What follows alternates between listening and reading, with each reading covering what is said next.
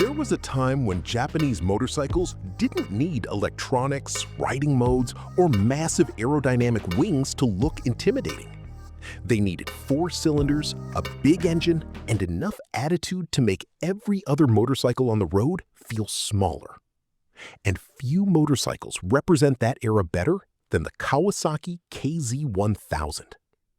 Now imagine this legendary machine returning for a new era. The 2027 Kawasaki KZ1000. Would Kawasaki bring back the name that helped define the Japanese muscle bike era? Or would a modern KZ1000 have to become something completely different? Today, we're looking at what makes the KZ1000 so important and what a modern interpretation could look like.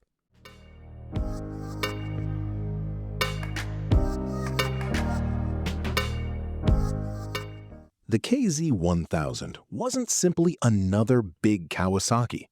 It represented a moment when Japanese manufacturers were proving that they could build motorcycles that were powerful, fast, reliable, and seriously desirable. The formula was straightforward.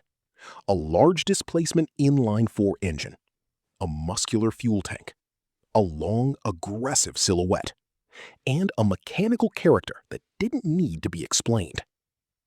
The KZ1000 became part of the foundation of Kawasaki's reputation for big, powerful street motorcycles. And that's exactly why the name still matters today. Because when we talk about modern Japanese muscle bikes, motorcycles like the Kawasaki ZRX, the Suzuki GSX 1400, and the Yamaha XJR 1300 didn't appear out of nowhere.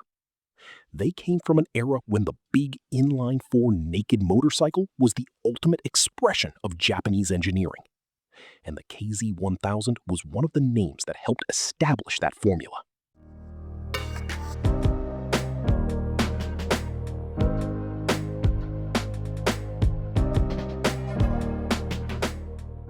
Look at the KZ1000 today, and you immediately notice something modern motorcycles sometimes struggle to reproduce: presence.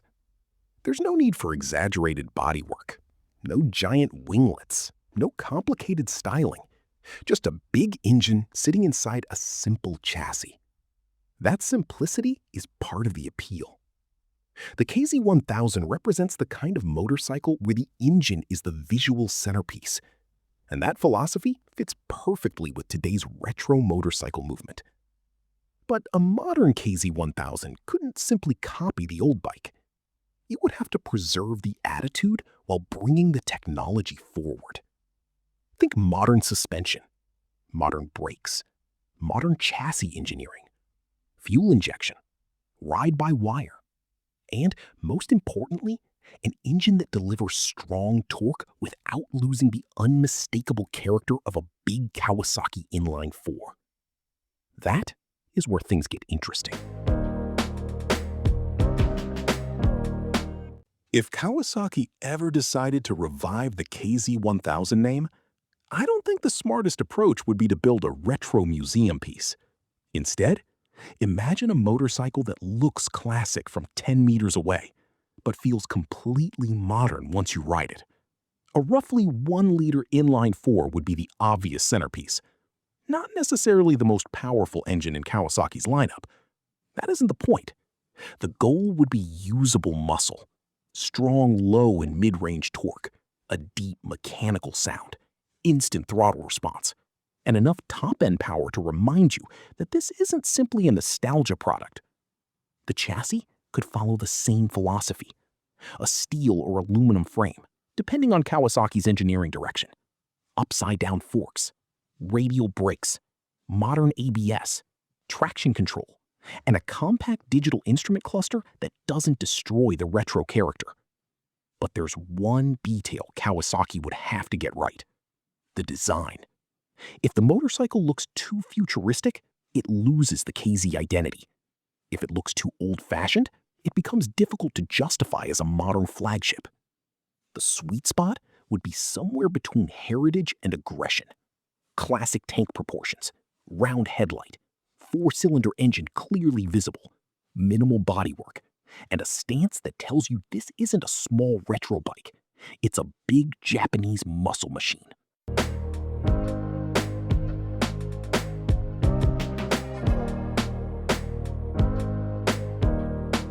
There's another reason the KZ1000 name is fascinating. The market has changed. Modern motorcycles are increasingly focused on performance, technology, and specialization. But at the same time, riders continue to respond to motorcycles with personality. That's why retro machines have become so interesting. People aren't always looking for the fastest motorcycle. Sometimes they want the motorcycle that makes them turn around after parking it. They want mechanical character. They want history. And they want something that doesn't look like every other motorcycle on the road. A modern KZ1000 could fit directly into that space. It wouldn't have to beat a superbike. It wouldn't need to dominate a racetrack. Its job would be much simpler. Make people want to ride. And that's exactly what made the original formula so powerful.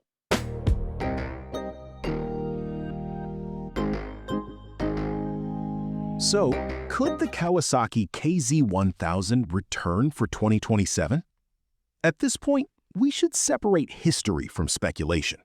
There is a huge difference between Kawasaki actually announcing a new KZ1000 and enthusiasts imagining what such a motorcycle could become.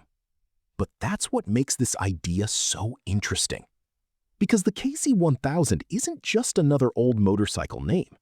It represents the beginning of an entire philosophy. Big engine, simple design, 4 cylinders, real mechanical character. And that philosophy is exactly why motorcycles like the GSX 1400, XJR 1300, ZRX 1200, and other Japanese muscle bikes still have such a strong following today. Maybe Kawasaki doesn't need to recreate the past. Maybe it simply needs to remember what made the past so special.